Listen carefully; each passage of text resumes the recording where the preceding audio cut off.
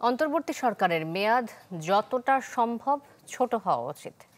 ফরাসি সংবাদ মাধ্যম এএফপিকে দেয়া সাক্ষাৎকারে কথা বলেন প্রধান উপদেষ্টা ডক্টর মোহাম্মদ ইউনূস।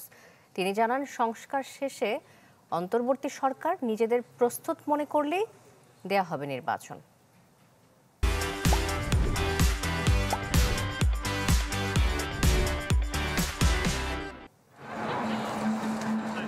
২৯তম জলবায়ু সম্মেলনে অংশ নিতে প্রধান উপদেষ্টা ডক্টর মোহাম্মদ ইউনূস এখন আজারবাইজানের বাকুতে।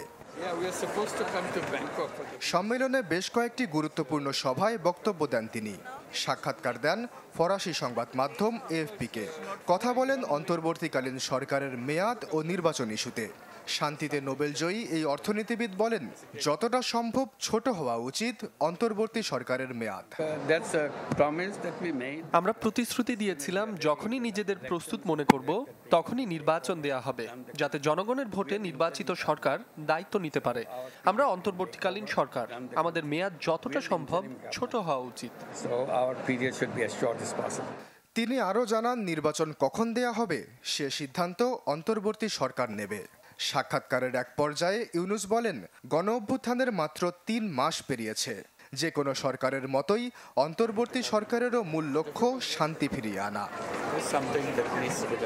আশ্বাস চৌধুরী, চ্যানেল 24।